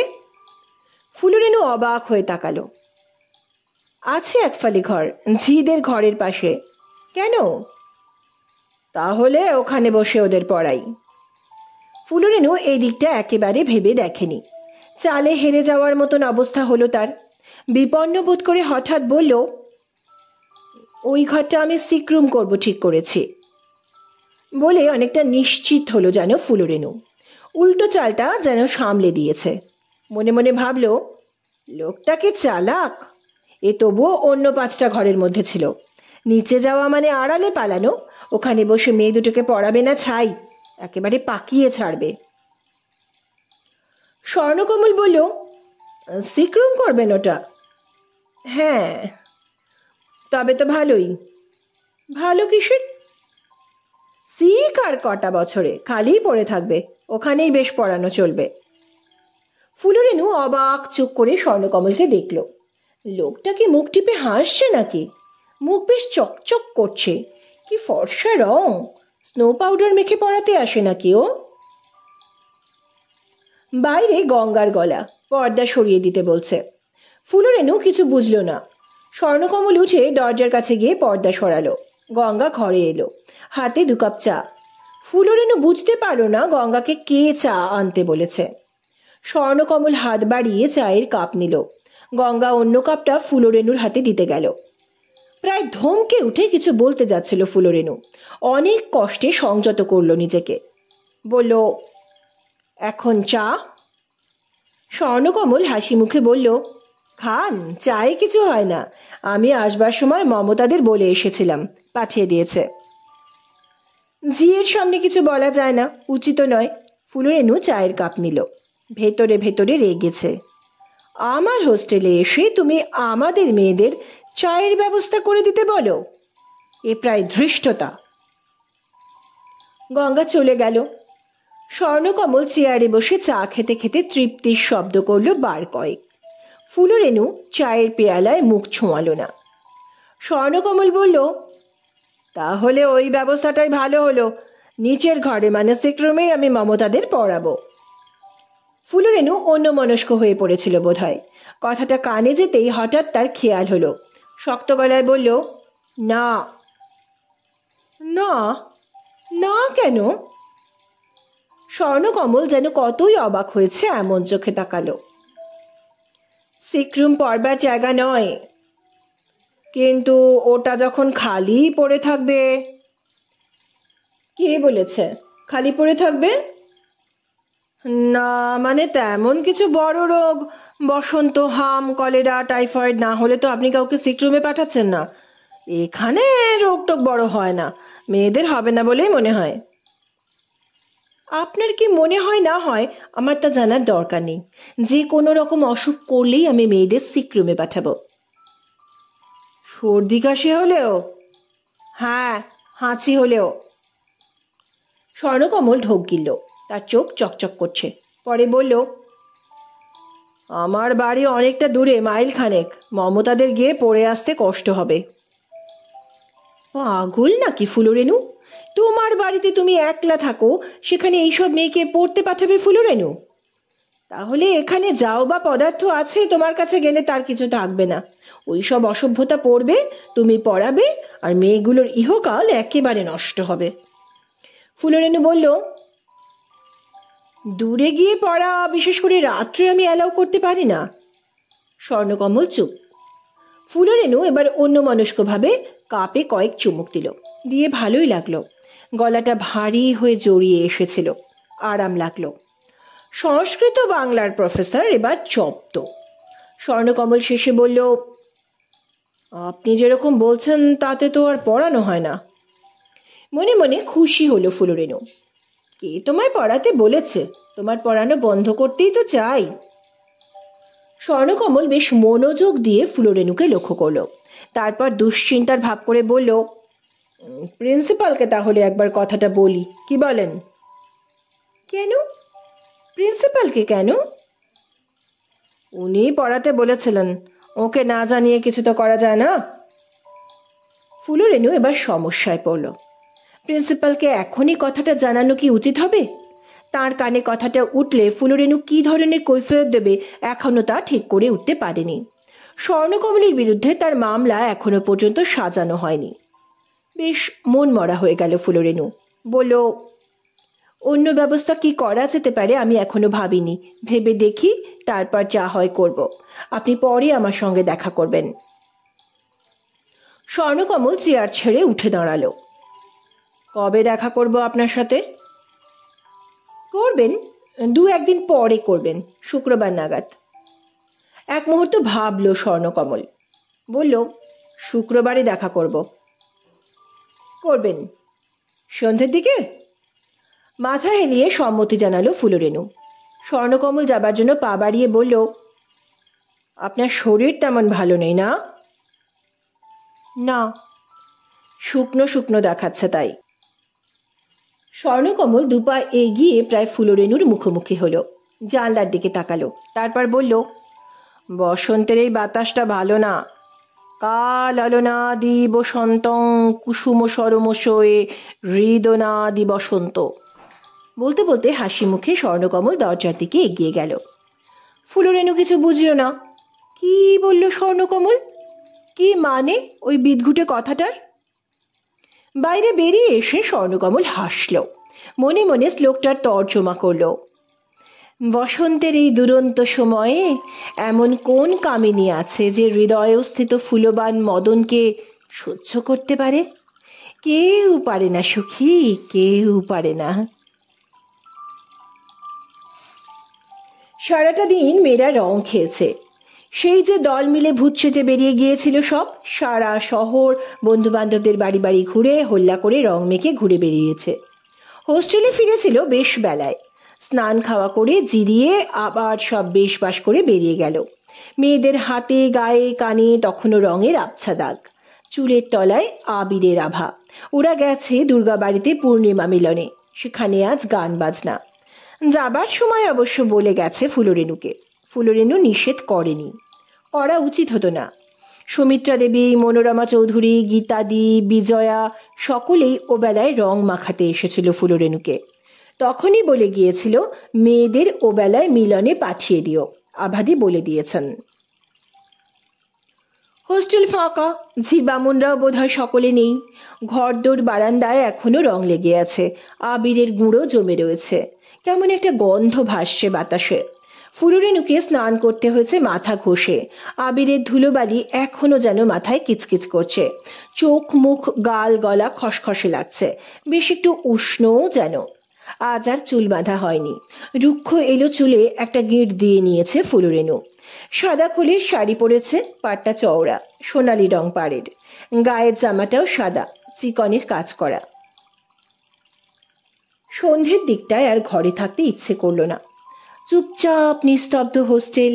রান্নাঘরে ঝি বামুনে রান্না বান্না করছে, নিচে এসে মাঠে ফুলরেনু ঘুরে বেড়াচ্ছিল। কি পরিষ্কার ঝকঝকে জ্যোৎস্না, পূর্ণিমার মস্ত চাঁদ মাথার উপর। বাতাসটা এত সুন্দর যে গা মন জুড়িয়ে যাচ্ছিল। ফুলরেনু গায়ের আঁচল বাতাসে উড়িয়ে মাঠে পায়চারি করছিল। মেয়েরা নেই, কেউ তার আঁচল ওড়ানো মাথার এলো চুল দেখছে না। কাশির কথা মনে পড়েছিল মাঝে মাঝে। মা চিঠি দিয়েছে, টোকনও চিঠি দিয়েছে। টোকনের চিঠি পড়ে মনে হচ্ছে বাড়িতে তাকে নিয়ে রহস্যময় কিছু হচ্ছে। কি হচ্ছে ফুলরেনু অনুমান করতে পারে। টোকন লিখেছে, ফুলদি তুই এলে তোর কাছে, মানে সিলেকশন বোর্ডের চেয়ারপারসনের কাছে ফর সিলেকশন ফাইলগুলো দেওয়া হবে। টোকনটা বড় ফাজিল হয়ে উঠেছে আজকাল। ফুলরেনুর নিজের ভাই বোন নেই, মামাতো ভাই বোনরাই সব। গেট খোলার শব্দ হলো। ফুলরেনু অন্য মনস্কভাবে তাকালো, কে যেন আসছে। তারপর খেয়াল করে তাকাতেই যেন অবাক হয়ে গেল। স্বর্ণকমল। স্বর্ণকমল এ সময় কেন? আজ তার আসার কি দরকার? পোঁচা দুলিয়ে চুড়িদার সাদা দুধের মতো পাঞ্জাবিতে চাঁদের আলো মাখিয়ে কার্তিক ঠাকুরের মতন লোকটা আসছে। ফুলরেনু তাড়াতাড়ি নিজের উড়ন্ত আঁচল সামলে নিল। স্বর্ণকমল কাছে এসে দাঁড়ালো, দাঁড়িয়ে হাসল। ফুলরেনু অবাক গলায় বলল, কি ব্যাপার, আপনি? হেলাম। স্বর্ণকমল হাসি হাসি মুখে বলল, আজ কি? আজ তো দোল, মমতারা কেউ নেই। আপনি আমায় শুক্রবার সন্ধ্যাবেলায় দেখা করতে বলেছিলেন। আজ অবশ্য শুক্রবার এবং সময়টাও সন্ধে। তা বলে লোকটা একেবারে দিনক্ষণ মেপে আসবে? যখন বলেছিল ফুলরেনু তখন কি অত ভেবে বলেছিল, নাকি তার খেয়াল ছিল শুক্রবার দোল, মমতাদের পড়াতে আসবে যেদিন সেদিন এলেই চলতো? ফুলরেনু সেরকমই ভেবেছিল। বিরক্ত হয়ে ফুলরেনু বলল, তা বলে আপনি দোলের দিন সন্ধ্যেবেলায় আসবেন? আজ কি মেয়েরা পড়ে? তা তো আপনি বলেননি। স্বর্ণকমল বিনয় করে বলল, মেয়েদের পড়াবো বলেও আমি আসিনি, দেখা করতে বলেছিলেন তাই এলাম। আপনার সময় তো দাম আছে, অন্য সময়। বাধা দিয়ে ফুলরেনু বলল, আপনার সাধারণ কাণ্ডজ্ঞান থাকা উচিত ছিল। আগে হ্যাঁ, তা ঠিক। ফুলরেনু কি বলবে আর বুঝতে পারল না। লোকটা কি ইচ্ছে করেই এ সময় এসেছে? ভীষণ চতুর তো, কিছুই বলা যায় না। এখন কি করবে ফুলরেনু? স্বর্ণকমলকে তাড়িয়ে দেবে? অন্যদিন দেখা করতে বলবে? ফুলরেনুর মনে হলো সেটা বড় বেশি অসভ্যতা এবং অভদ্রতা হবে। হাজার হোক, এভাবে আজকের দিনে কাউকে তাড়ানো যায় না। দাঁড়িয়ে থাকা অস্বস্তিদায়ক। ফুলরেনু পা বাড়ালো। শাড়ির আঁচলটা বাঁ হাতে ধরে রেখেছে। স্বর্ণকমলও পাশে পাশে হাঁটতে লাগলো। ফুলরেনু বলল, ও ব্যাপারে আমি এখনো কিছু ভেবে দেখিনি, সময় পাইনি। স্বর্ণকমল বিন্দুমাত্র বিরক্ত হলো না, বলল, তাতে কি, পরে ভেবে দেখবেন। ফুলরেনু বলার মতন আর কিছু পেল না। পায়চারি করার মতন হাঁটতে লাগলো নীরব। স্বর্ণকমলও পাশে পাশে হাঁটছে। মেয়েরা সব কি বলে যেন পূর্ণিমা মিলনে গেছে। ফুলরেনু শেষে বলল।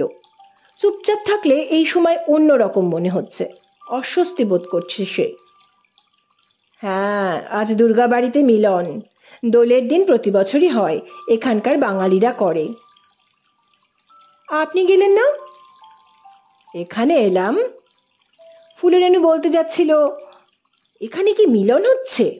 বলতে গিয়েও কোনো রকমে বেফাঁস কথাটা সামলে নিয়ে যেন ঢোক গিলল, মনে মনে রাগলো সামান্য।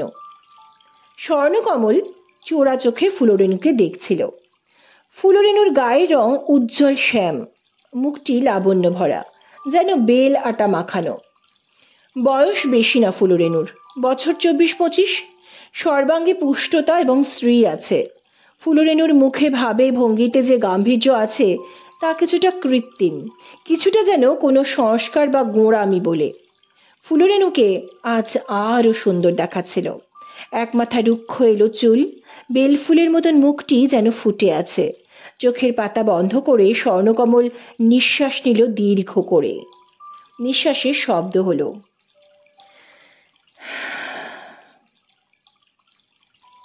ফুলরেনু মুখ ফিরিয়ে তাকালো। কি শুকছে লোকটা? ফুলরেনু অবাক হয়ে বলল, কি? কিসের? ওরকম করলেন যে? বেশ একটা গন্ধ পেলাম। স্বর্ণকমল মুখ উঁচু করে নাক টানতে লাগলো। কিসের গন্ধ? ফুলের। স্বর্ণকমল মনে মনে হাসল। ফুলরেনু যেন বাতাসে গন্ধ শোকার চেষ্টা করলো, কোনো গন্ধ পেল না। বাতাসটা অবশ্য চমৎকার লাগছিল। মাঠের চারপাশে তাকালো। অনেকটা দূরে করবী গাছের একটা ঝোপ ছাড়া কোথাও কোনো গাছ নেই। ফুলরেনু বলল, এখানে আবার ফুল কোথায়? স্বর্ণকমল মনে মনে বলল, আমার সামনে। মুখে বলল, বসন্তকাল পবন সুগন্ধি। ফুলরেনু আর চোখে তাকিয়ে স্বর্ণকমলকে দেখলো একবার, তারপর মুখ নিচু করে হাঁটতে লাগলো। মাঠের কোথাও কোথাও রং শুকিয়ে আছে, কোথাও বা আবির পড়ে আছে ধুলোয়। মেয়েরা সকালে দৌড়োদৌড়ি করে রং খেলেছে মাঠে। ফুলরেনু মুখ উঠিয়ে সামনে তাকালো, তারপর আকাশের দিকে চোখ তুলল। টলটল করছে পূর্ণিমার চাঁদ। স্বর্ণকমল বলল, বেশ লাগছে না? ফুলরেনু কোনো জবাব দিল না। স্বর্ণকমল আবার বলল, আহা, সেই বসন্ত বর্ণনাটি মনে পড়ছে। 2 মাহ সপুষ্পা সলিলং সপদ্মং স্ত্রিয়ং শাকামাহ পবন সুগন্ধ। শ্লোকটা শেষ করতে দিল না ফুলরেনু, প্রায় ধমকে বলে উঠল, আমার সামনে সংস্কৃত বলবেন না তো। কেন কেন? স্বর্ণকমল যেন খুব অবাক। আমি পছন্দ করি না। ও, কিন্তু এটা কালিদাসের বসন্ত বর্ণনা। কালিদাস? ফুলরেনু যেন আটকে উঠল। মুহূর্ত কয়েক আর কথা বলতে পারল না। তারপর বলল, অত্যন্ত অসভ্য, ভালগার। স্বর্ণকমল দাঁড়িয়ে পড়ে আবার হাঁটতে লাগলো। আগে এর মধ্যে কোনো ভালগারিটি নেই, শুনুন না। রম্য প্রদোষময় স্ফুটচন্দ্র হাস পুংস্ক কোকিলস্য বিকৃত পবন সুগন্ধি। মানে হলো, রমণীয় সন্ধ্যাকাল, বিমল চন্দ্রকিরণ, পুংস কোকিলের কূজন, সুগন্ধি বায়ু। আপনি থামুন, মানে বলতে হবে না। ফুলরেনু আদেশের মতন বলল। স্বর্ণকমল থামল। ফুলরেনু বলল, কলেজে ছেলে মেয়েদের সংস্কৃত পড়ানো বন্ধ করে দেওয়া উচিত। আমি হলে করতাম। যত সব কুশিক্ষা হচ্ছে। আগে কুশিক্ষা? আপনার কি ধারণা সুশিক্ষা হয়? না, মানে এটা তো রস অনুভবের ব্যাপার। বেশি রসের স্বাদ তেতো হয়। ফুলরেনু ঠোক্কর দিয়ে বলল, এখানকার ছেলে মেয়েদের তো দেখছি কিরকম সব তেতো হয়ে গেছে। যত অসভ্যপনা, বেয়ারাপনা, বাঁদরামি শিখেছে। স্বর্ণকমল নিরীহ ভালো মানুষ মতন মুখ করে বলল, আপনি কি বলতে চাইছেন এদের চিত্ত প্রকৃতি তরল ও চঞ্চল হয়ে উঠছে? আপনার ওসব ছলো ছলো ভাষা আমি বুঝি না। আমি বলছি এরা বাঁদর হয়ে উঠছে, অভব্য অশালীন হয়ে উঠছে। সংস্কৃত পড়ে? আপনাদের কাছে ওইসব ছাই ভস্য পড়ে। আপনি যে কোথায় ভস্য পাচ্ছেন আমি বুঝছি না।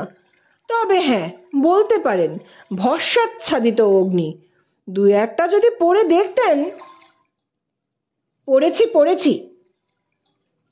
ফুলরেনু অধৈর্য হয়ে বলল, পড়েছেন? বাহ! স্বর্ণকমল পুলকিত বোধ করল। আরও পড়ুন, খুঁটিয়ে খুঁটিয়ে পড়ুন। কুমার সম্ভব, রঘুবংশম, অভিজ্ঞান শকুন্তলম, মেঘদূতম। আহা, এসবের কি তুলনা আছে? অতুলনীয়। যদি বলেন বাংলা মানে দেওয়া বই আমি দিতে পারি। থাক, আমার দরকার নেই।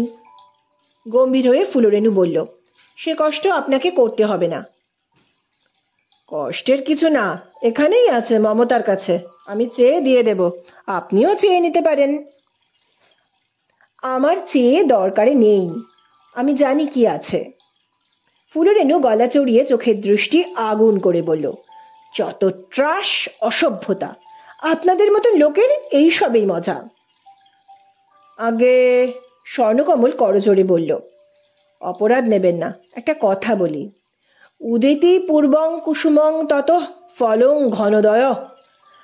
আগে পুষ্পোদ্গম পরে ফল, আগে জলোদয় পরে বর্ষণ, এই তো নিয়ম। আপনি পড়ে যান, পুষ্পোদ্গম হচ্ছে ধীরে ধীরে, পরে ফল হবে। মেঘের উদয় আমি দেখছি, বর্ষণ পরে হবে। ফুলরেনুর আর সহ্য হলো না। লোকটা তার সঙ্গে রসিকতা করছে, তামাশা! কি সাহস দেখেছ! ফুলরেনু সোজা গেট দেখিয়ে দিল। আগে আপনি যান, পরে অন্য কথা। স্বর্ণকমল হেসে ফেলল। ফুলরেনুকে চোখ ভরে দেখতে দেখতে বলল, যাচ্ছি।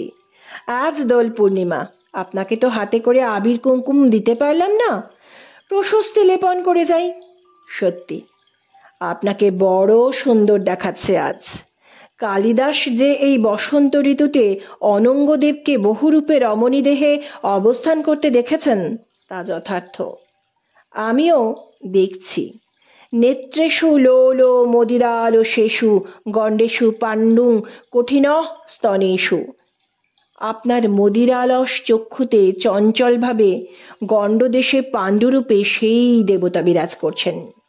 বলতে বলতে স্বর্ণকমল গলার স্বর অতি নিচু করল এবং শেষ শব্দের ব্যাখ্যাটা অশ্রুতভাবেই নিজের কাছেই করল।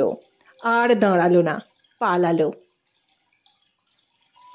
রাগে ফুলরেনুর সর্বাঙ্গ কাঁপার কথা, মাথায় আগুন জ্বলে ওঠার কথা, কিন্তু বেচারি হঠাৎ কেমন লজ্জায় অস্বস্তিতে আরক্তিম হয়ে দাঁড়িয়ে থাকলো এবং তার বুক কি কারণে যেন কাঁপল।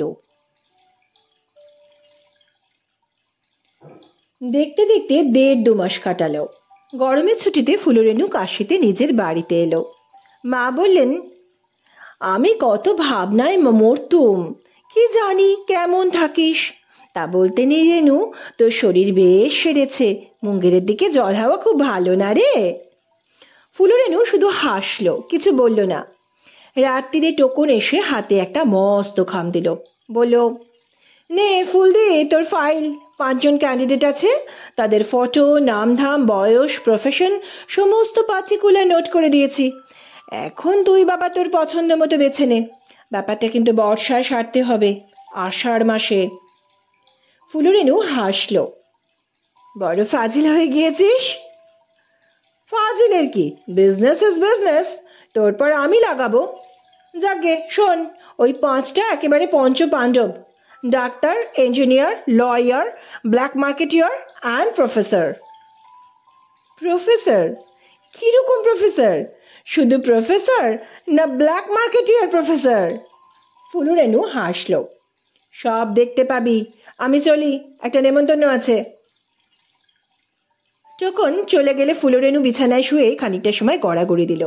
বেশ লাগছে, তার হাসি পাচ্ছিল। শেষ পর্যন্ত উঠে ঘরের দরজাটা বন্ধ করে এসে খাম খুলল। ডাক্তার পাত্র একেবারে গজকচ্ছপ টাইপের, বয়স 38, বোগাস। ইঞ্জিনিয়ার সাহেব একেবারে হাতুড়ি মার্কা, লিডসের ডিপ্লোমা পেয়েছে, রাবিশ। লয়ারকে দেখেই নাক মুচকে নিল ফুলরেনু, ইয়ার মার্কা মুখ, যাচ্ছে তাই। এবারে ব্ল্যাক মার্কেটিয়ার অর্থাৎ বিজনেসম্যান। ওরে বাবা, এই যে বাঘছালের উপর পা দিয়ে ফুল সাইজের ফটো তুলিয়েছে, চেহারাটা শিকারি ধরনের, গোঁফটা কি বাহারি, দূর দূর। শেষে প্রফেসর মশাইয়ের ছবি বেরুলো। এ যে স্বর্ণকমল! ফুলরেনু ছবিটা হাতে নিয়ে খিলখিল করে হেসে উঠল। তারপর পার্টিকুলার্স দেখলো। কিরকম শয়তান, কোথাও দীপনারায়ণ কলেজের নাম দেয়নি, কলেজে পড়ায় এই পর্যন্ত উল্লেখ আছে। অবশ্য স্বর্ণকমলের কোনো দোষ নেই, ফুলরেনুই বলে দিয়েছিল। আমি জানি না, তোমাদের বাড়ির তরফ থেকে কাউকে দিয়ে লিখিয়ে চিঠি দিও। তবে মা টোকন যদি জানতে পারে আমার কলেজে তুমি পড়াও, তবে আমি সিলেকশন করব না, তা বলে দিচ্ছি কিন্তু।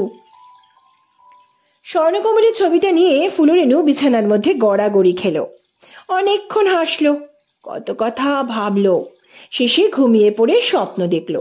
হোস্টেলে তার ঘরে বসে স্বর্ণকমল তাকে মেঘদূত পড়াচ্ছে। চূড়া পাশে নবকুরবকং কর্ণে শিরিষং। দিন তিনেক পরে স্বর্ণকমলের চিঠি এলো, মস্ত চিঠি। মা বলল, কার চিঠি? ফুলরেনু অন্যদিকে মুখ করে যেতে যেতে বলল, কলেজের উমাদি টুমাদির হবে। বিকেল এবং সন্ধেটা চিঠি পড়ে পড়েই কাটল। বারবার পড়ল ফুলরেনু। যত পড়ছিল ততই বুকের মধ্যে কষ্ট হচ্ছিল, আবার আনন্দেও কেমন অবশ হয়ে পড়ছিল, থেকে থেকে নিঃশ্বাস ফেলছিল। রাত্রে বিছানায় শুয়ে দরজা বন্ধ করে ফুলরেনু চিঠির জবাব লিখতে বসল। লেখার প্যাডে কালির আঁচড় আর পড়ে না। যাও বা পড়ে, মনে হয় এমন চিঠি সে মাকে লিখেছে, টোকনকে লিখেছে। এ চিঠি স্বর্ণকমলের বেলায় অচল। পাতাটা ছিঁড়ে ফেলে আবার ফাউন্টেন পেন দাঁত দিয়ে কামড়াতে থাকে ফুলরেনু। এইভাবে অনেকটা রাত হলো। অনেকগুলো প্যাডের ফিনফিনে পাতা নষ্ট হলো, অথচ চিঠি লেখা হলো না। ফুলরেনুর কান্না পেতে লাগলো। এতদিন সে কেমিস্ট্রির শ পাতা নোট লিখিয়েছে, সে সোডিয়াম কার্বনেটের বিবরণ লিখতে পারে, অক্লেসে নাইট্রোজেন প্রবলেম সম্পর্কে 12টা পাতা ঝড়ের মতন লিখতে পারে, এক্ষুনি ক্রিস্টাল সিমেট্রি তাও পারে। কিন্তু হায় হায়, ভালোবাসার একটা চিঠি সে লিখতে পারে না। এই সহজ কাজটা এত শক্ত কে জানতো?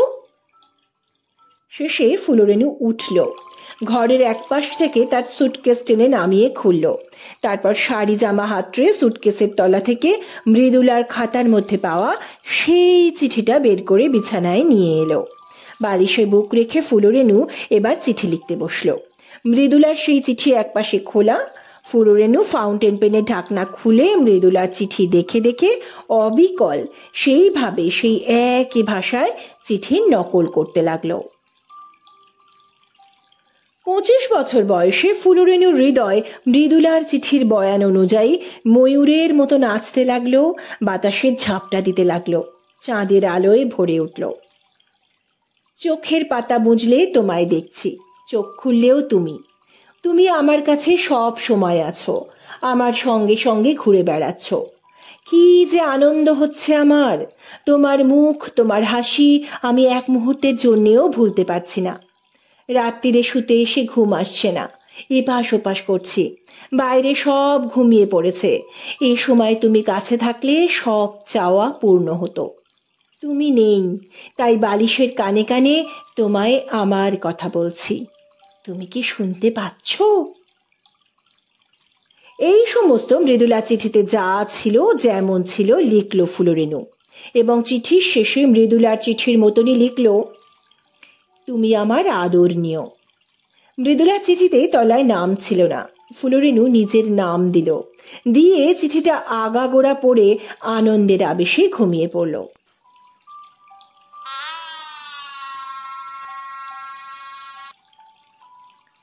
বিয়ের পর ফুলশয্যার দিন পাশাপাশি শুয়ে গল্প করতে করতে স্বর্ণকমল বলল, ফুল, কাশি থেকে তুমি আমায় প্রথম যে চিঠিটা লিখেছিলে সেটা স্রেফ টুকলি।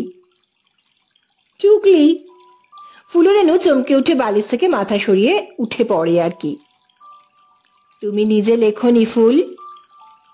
মানে? ওটা মানে ওই চিঠিটা একটা বইয়ে আছে। বই? ফুলরেনু অপ্রস্তুতের এক শেষ, কিন্তু মৃদুলার খাতার মধ্যে যে ছিল চিঠিটা, কেমন সন্দেহ হলো ফুলরেনুর। বলল, তুমি জানলে কি করে? জানলাম। এমনি এমনি জেনে গেলে? না না, এমনি কেন, বইটা আমার কাছে ছিল। স্বর্ণকমল হাসছিল। খুব পপুলার বই, প্রেমপত্র সংকলন। আর কি, তোমার মতন অসভ্য নাকি সবাই যে নিজেদের কীর্তি ছাপাবে? আরে না, কীর্তি ছাপাবে কেন? বাংলা গল্প উপন্যাস থেকে বাছাই করে নেওয়া চিঠি, প্রেমপত্র। বইটা আছে তোমার? এখন আর পাচ্ছি না, কে যে পড়তে নিয়ে চুরি করে নিল, সকলেরই দরকার পড়ে তো। বলে হেসে ফুলরেনুর হাত ধরে বুকের উপর টেনে নিয়ে বলল, তুমি চুরি করেছিলে নাকি? তুমি যা চোর, ইউ আর আ টুকলি। স্বর্ণকমলের বুকে লজ্জায় মুখ রেখে কিছুক্ষণ পড়ে থাকলো ফুলরেনু। তারপর মুখ ঘুরিয়ে স্বর্ণকমলের কানের দিকে ঠোঁট নিয়ে বলল, আর তুমি যে আমার প্রশস্তি গাইতে, মন ভোলাতে, সেও তো তোমার কালিদাসের টুকলি, তুমি চোরের বেশি বাটপার। স্বর্ণকমল হেসে বলল, এসব চুরিতে দোষ নেই, কি বলো? ফুলরেনু পিঁপড়ের মতো নিঃশব্দে স্বর্ণকমলের কানের লতি কামড়ে দিল।